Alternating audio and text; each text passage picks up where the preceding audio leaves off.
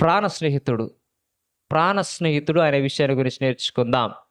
ఈ లోకములో ప్రాణ స్నేహితుడు ఎవరు, ఏమిటి అనే విషయాన్ని గురించి నేర్చుకుందాం. చాలామంది కూడా అంటారు కదా, స్నేహితుడు అంటే ప్రాణ స్నేహితుడు ఎవరంటే కొంతమంది అంటారు కదా, నా అవసరాలు తీర్చేవాడని కొంతమంది అంటారు. మరి కొంతమంది ఏమో ఇదిగో కడవరకు కూడా నాతో ఉండేవాడు నా స్నేహితుడు అంటారు. మరి కొంతమంది ఏమో నేను ఆర్థికముగా బలపరిచేవాడు స్నేహితుడు అని అంటారు. మరి కొంతమందిరేమో ఇదిగో నా ప్రాణానికి తన ప్రాణం అడ్డుపెట్టేవాడు ప్రాణ స్నేహితుడిని మాట్లాడుకుంటారు అనమాట. అయితే ఈ రాత్రి కాల సమయంలో నీ స్నేహితుడు ఎవరు? జ్ఞాపకం ఉంచుదాం. ఈ రాత్రి కాల సమయంలో నీ స్నేహితుడు ఎవరు? ఈ లోక సంబంధమైన స్నేహితుడు కాదు. అయితే ఒక మాట చదువుకుందాం. మనము స్నేహితుడు ఎవరు అనే విషయాన్ని గురించి మనము ఈ రాత్రికాల సమయంలో ధ్యానం చేద్దాం. యోహాను సువార్త 15వ అధ్యాయము 13వ వచనం ధ్యానం చేద్దాం. నీ స్నేహితుడు ఎవరు? 15:13. తన స్నేహితుల కొరకు తన ప్రాణము పెట్టు వారి కంటే ఎక్కువైనా ప్రేమ గలవాడెవడు లేడు. దేవునికి స్తోత్రం. చాలా జాగ్రత్తగా గమనిద్దాం. చూడండి, తన ప్రాణము పెట్టువాడట. ఎవరయ్య అంటే స్నేహితుడు ఎవరంటే చూడండి ఏం మాట్లాడుతున్నాడు. తన ప్రాణం పెట్టేవాని కంటే ఎక్కువగా ప్రేమించేవాడని మాట్లాడుతున్నాడు. ఈ రాత్రికాల సమయంలో జ్ఞాపకం చేద్దాం. ఇదిగో మన కొరకు ప్రాణం పెట్టింది ఎవరో తెలుసా? నజరుడైన యేసు. ఇదిగో నువ్వు అనుకుంటున్నావేమో ఈ లోకంలో చూడు నీ స్నేహితుడు అంటే నీ పక్కన చూపిస్తారు అనమాట, వీడే నిజమైన స్నేహితుడు చెప్పేసి. వాడు ఎంతో కాలం ఉండడు. ఫర్ ఎగ్జాంపుల్ ఈ లోకంలో చూడండి, మనము తాగే వాళ్ళని చూస్తాం. వాడు ఎప్పుడు స్నేహం చేస్తా తెలుసా? వీడి దగ్గర అధికంగా డబ్బును తరతారన్నమాట. ఒకవేళ వీడి దగ్గర 10,000 ఉన్నాయి అనుకోండి, వీడేం చేస్తాడు? వాడితో స్నేహం దిక్కెళ్తాడు అనమాట. వీడు నా స్నేహితుడు అని చెప్పేసి. అది ఎప్పుడంటే ఇదిగో ఆ డబ్బులు అయిపోయినంత వరకే, వాడు అప్పటి వరకే నీ స్నేహితుడు. ఇదిగో ఈ లోకంలో నీ కొరకు ప్రాణం పెట్టిన దేవుడు ఎవరో తెలుసా? నజరేయుడైన యేసు మాత్రమే. ఇదిగో చెప్పింది చెప్పినట్టుగా చేసి ఇదిగో మరణించినప్పటి నుండి కూడా ఇదిగో తిరిగి లేచే దినము వరకు కూడా ఇదిగో వాగ్దానం ఇచ్చిన దేవుడు, నిజమైన దేవుడు, నీ కొరకు ప్రాణం పెట్టిన దేవుడు, నిజమైన దేవుడు. ఆ నిజమైన దేవుడు ఎవరంటే నజరేయుడైన క్రీస్తు. అంతేకాని ఈ లోకములో ఉంటున్నవాడు కాదు నీ ప్రాణ స్నేహితులు. ఇదిగో మనం చాలామంది అనుకుంటాం అన్నమాట, ఇదిగో నీ స్నేహితుడిని తీసుకొచ్చి నీ తల్లిదండ్రులు గొప్ప, ఇదిగో నీ కుమారులు గొప్ప, ఇదిగో నీ భార్య గొప్ప, లేదా నీ స్నేహితుడు గొప్ప అంటే చాలామంది కూడా అంటారు కదా, ఇదిగో నా స్నేహితుడే గొప్ప. ఇదిగో తెలుసా, నా భార్యతో గొడవలు ఉంటాయి, ఆయన యొక్క నా తల్లిదండ్రులతో గొడవలు ఉంటాయి, ఇదిగో నా యొక్క పిల్లలతో గొడవలు ఉంటాయి. ఇదిగో ఏ గొడవ లేకుండా ఇదిగో నా ఫీలింగ్స్ అర్థం చేసుకుంటాడు. చూసావా, వీడే నా నిజమైన స్థితి అని చెప్పేసి. కానీ ఈ లోకంలో చూడండి, ఇవన్నీ కూడా శాశ్వత కాలము కాదు. కొన్ని దినములు మాత్రమే. ఇదిగో నీ కష్టం వచ్చిన తర్వాత ఎవరు కూడా నీ దగ్గరికి రారు, నీ స్నేహితులు ఎవరు కూడా నీ దగ్గరికి రావు. ఒకవేళ నీవు మరణ పడగలుంటే వస్తారా? ఎవరు రారు. ఎందుకు? నీవు డబ్బు అడుగుతావని చెప్పి చిన్న భయము, అందుకు ఎవరు కూడా రారు. చూడండి, మనము చూస్తున్నట్లయితే యోబును మనం గమనిస్తేనట్లా చూడండి, యోబు ఎలా అంటున్నాడు తెలుసా? చాలా యథార్థవంతుడు, చాలా నమ్మకమైన వాడు, ఆస్తి అంతస్తు ఉన్నవాడు. చూడండి, అతడు ఆస్తిని పోగొట్టుకొని ఇదిగో ఆ బూడిద పురుదున సమయం చూడండి, తన స్నేహితులు వచ్చారండి, ప్రాణ స్నేహితులు 4 వచ్చి చూడండి, వచ్చి ఏం చేస్తున్నారంటే తనకు వ్యతిరేకంగా మాట్లాడుతున్నారు, బాధ పెడుతున్నారు. వీరంతా ఎవరంటే చూడండి, మంచిగా ఉన్నంత వరకు, ఇదిగో తనకు రోగము లేనప్పుడు, తనకు ఆస్తి ఉన్నప్పుడు చూడండి, తన వెంట తిరిగిన వాళ్ళు వీరందరూ కూడా చివరికి చూడండి ఏం చేస్తున్నారు తెలుసా? ఆ యూపిని ఎత్తి పొడుస్తున్నారు. ఈ లోకములో అటువంటి స్నేహితులు ఎక్కువ ఉంటున్నారు. కానీ క్రీస్తు అటువంటి వాడు కాదు. నీవు పాపంలో ఉన్నప్పుడు కూడా ఒక విధంగా ఉన్నాడు, నువ్వు నరకంలో ఉన్న విధంగా ఉన్నాడు, నీవు కష్టంలో ఉన్న తర్వాత కూడా ఒక విధంగా ఉన్నాడు. ఈ రోజున చాలామంది కూడా అనుకుంటున్నారు, అయ్యో మరి స్నేహం చేయాలంటే ఎలా? దేవునితో ఎలా స్నేహం చేయాలి? ఇదే చాలామంది డౌట్ అన్నమాట. మరి నీ కొరకు ప్రాణం పెట్టాడు, నీ స్నేహితుడు అయ్యాడు, మరి నీవు దేవునితో స్నేహం ఎలా చేయాలి? ఈ రాత్రికాల సమయం లోకంలో ఉన్న వారితో కాదు, నీకు నువ్వు ప్రశ్న చేయాలి. ఈ రోజున దేవునితో స్నేహము చేయాలంటే ఎలా? ఒక మాట చూపిస్తాను, దేవునితో స్నేహం ఎలా చేయాలి. యాకోబు రాసిన పత్రిక, యాకోబు మాట్లాడుతూ ఉంచి ఉన్నాడు. 2వ అధ్యాయము 21వ వచనం ధ్యానం చేద్దాం. యాకోబు రాసిన పత్రిక 2వ అధ్యాయము 21వ వచనం. ఆ ఆ ఆ ఆ ఆ ఆ ఉమ్, ఆ ఆ ఉమ్, ఆ ఆ చాలండి, చాలు. చూడండి, చాలా జాగ్రత్తగా ఈ మాట మాట్లాడుతున్నాడు. ఎవరితో మాట్లాడుతున్నాడంటే ఈ సాకుతో మాట్లాడుతున్న మాట. చూడండి, ఈ రోజున ఈ సాకును ఎందుకు జ్ఞాపకం చేస్తున్నాడు? చూడండి, అబ్రహామును ఎందుకు జ్ఞాపకం చేస్తూ ఉంచి ఉన్నాడు? ఈ రాత్రికాల సమయంలో మనము చాలా జాగ్రత్తగా జ్ఞాపకం చేసుకోవాలి. చూడండి, దేవునితో ఎలా స్నేహం చేయాలంటే అబ్రహాము చేశాడు స్నేహము. ఎలాగో తెలుసా? దేవుడు ఆజ్ఞాపించిన విధంగా చేశాడు. తన కుమారుని ఇదిగో ఆ పర్వతం మీద తీసుకెళ్ళి చూడండి, తన ప్రాణాన్ని చూడండి దేవునికి అర్పించడానికి ఇదిగో బలిగా ఇవ్వడానికి సిద్ధపడ్డాడు. ఎందుకు? దేవుడు అడిగాడు. దేవుడు తన కుమారుని అడిగాడు, పరీక్ష పెట్టాడు అనమాట. ఇదిగో నీ కుమారుని ప్రాణము నాకు కావాలని చెప్పేసి అడిగాడు.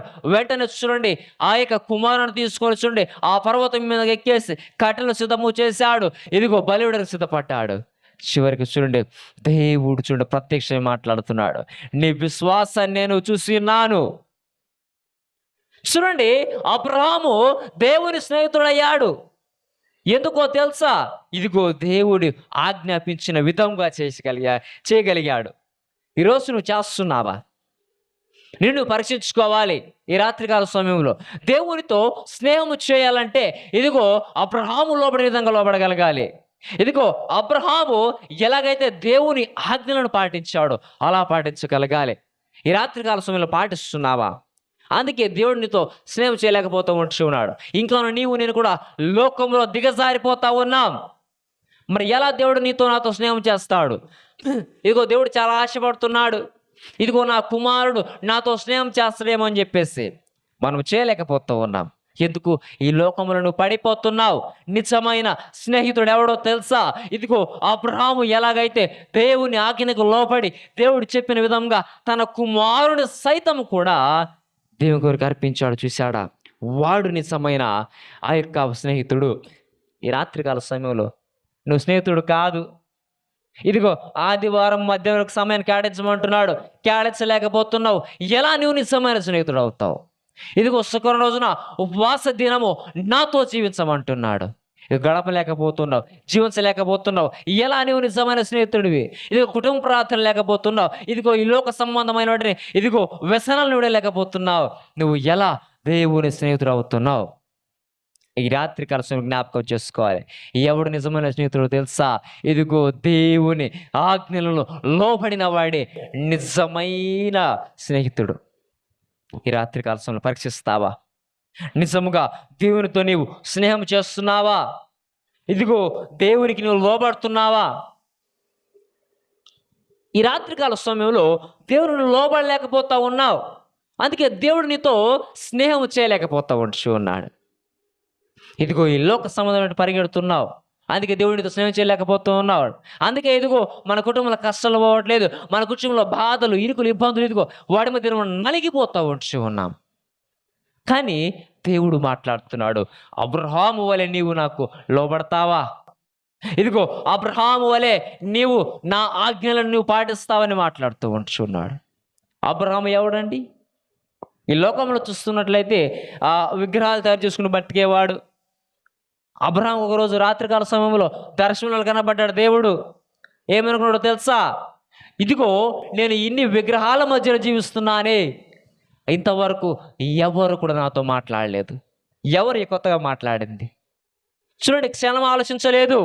వేషమును, ఆస్తిని, అంతస్తును చూడండి తనకు ఏమవుతుందో సమస్తమును వదిలివేసి విరుద్ధంగా ప్రాయమైపోయాడు. అది లోబడ్డం అంటే, అది ఆజ్ఞలు పాటించడం అంటే, అది దేవునితో స్నేహము చేయడం అంటే. ఇదిగో ఈ రాత్రికాల సమయంలో నీవు నేను కూడా దేవునితో స్నేహము చేయాలంటే మనకున్న సమస్తం విడిచిపెట్టాలి. దేవుని కొరకు పరిగెత్తాలి.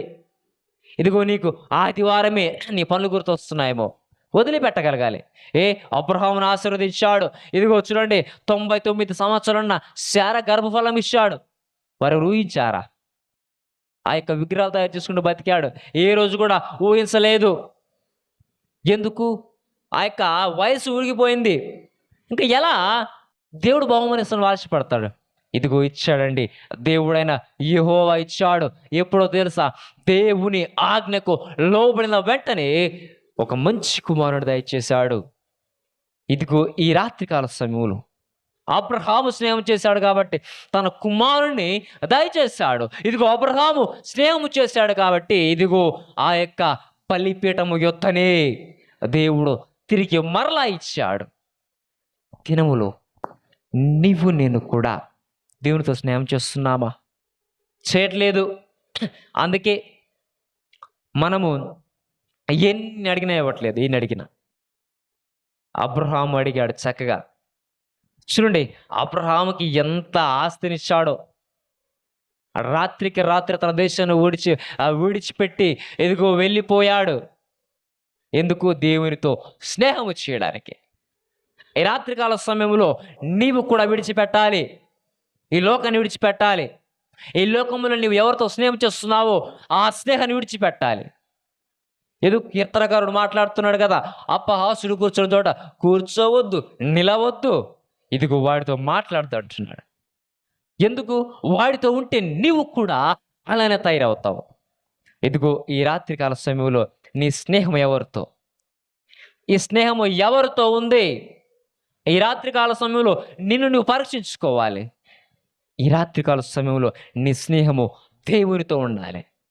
చూడండి, అదే దానికి టూకీగా మాట్లాడదాం. యోహాను సువార్త 14వ అధ్యాయం 15వ వచనం చూడండి. టూకీగా యోహాను 14:15.